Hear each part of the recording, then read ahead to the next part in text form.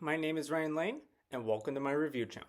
So for today's movie, I will be reviewing Dungeons and Dragons: Honor Among Thieves, starring Chris Pine, Michelle Rodriguez, Renee Jean Page, and Justice Smith. Anyway, this film tells the story of, well, appropriately enough, a group of thieves. A group of thieves that steal the wrong thing for the wrong person, as the trailer so put it.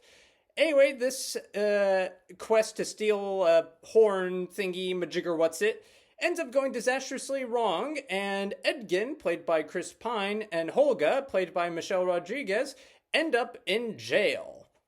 Anyway, they eventually escape and head off to get their daughter, whom they left behind, with a con man played by the name of Forge, played by Hugh Grant. And, well, wouldn't you know it, Hugh Grant conned his way into who said daughter's heart, and now Edgin has to find a way to free her from Forge.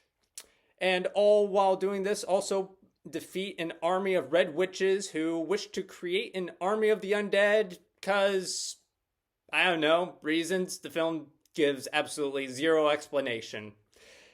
Anyway, this film, it's not that good. I will start off with the positives, and the best thing I could say about this movie is regards to the special effects and the production design. The production design is pretty fun. The locations are unique and varied, and color palette, the color does pop. There's a dungeon, who'da thunk, in a film called Dungeons and Dragons, that has some nice design. The red really pops off of it. There's, there's beautiful landscape shots, and the sort of city where a lot of the action goes down is pretty well designed and very fun. And also the costumes have fun design to them as well, and the action scenes are, they're all right. I mean, they're not exactly Avatar Way of Water quality, but they're fine. I mean, there's one particularly fun sequence involving a shapeshifter, and that's a fun one-take sequence that involves her going through a lot of transformations. It's fun. It's fun.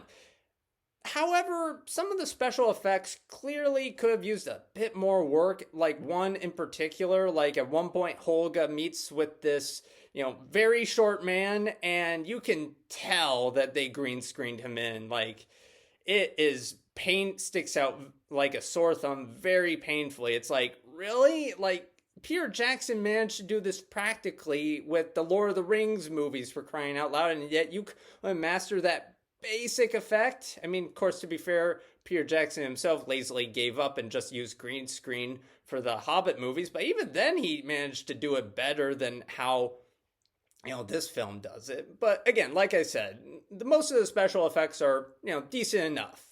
So the screenplay is definitely the weakest part of this film. The film lazily uses expository dialogue to convey character backstory and information, and much of the backstory about the characters isn't all that interesting to begin with.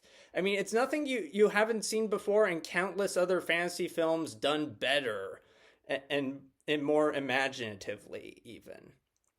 And then there's the film's attempts at humor. The film's attempt at humor goes like this: super serious moment, joke. Another super serious moment, joke.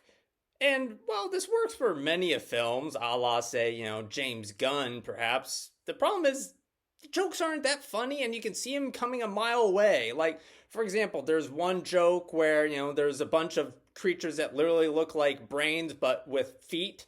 And one character quips, "Oh yeah, these creatures are attracted to people with intelligence. The greater the intelligence, the more likely you are to be attacked." And no one gets attacked, and you're like, gee, I wonder where they're going to go with the joke. And where they go is exactly what you expect.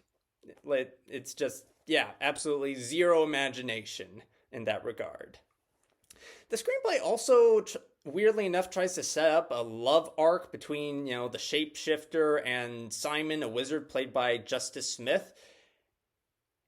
And I don't know why, because the film touches upon this supposed love arc like so little, and it impacts the plot so little. It's like, why? Why did you even bother? It's And speaking of arcs, yeah, the character arcs aren't that imaginative. It's like, there's the thief who learns who, care about more than just money and his own selfish desires. There's the wizard lacking self-esteem who learns to acquire self-esteem, and yeah, that's about the extent of their character arcs. And as for the characters themselves, the backstory is generic. Like, for example, the paladin turned thief. Guess what happened to his wife?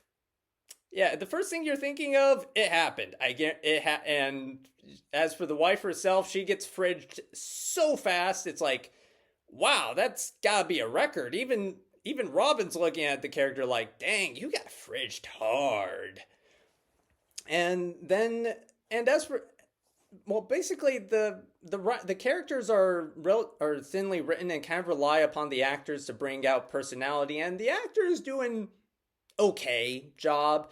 Actors like Chris Pine and Hugh Grant, they bring a decent amount of charm to their roles, but then there's actors like Daisy Head, who plays the Red Witch, Sophina. Yeah, there's practically zero interesting personality to this character. The most interesting part about said character is her super dark eyeshadow and her costume design. That's it. And then there's Renee Jean Page, whom, for the life of me, I can't understand why Hollywood thinks this guy is so good. I don't get his appeal.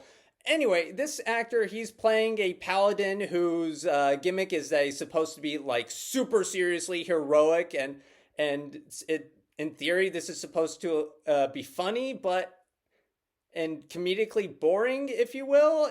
Yeah, he just comes off as boring. Just yeah, there's little.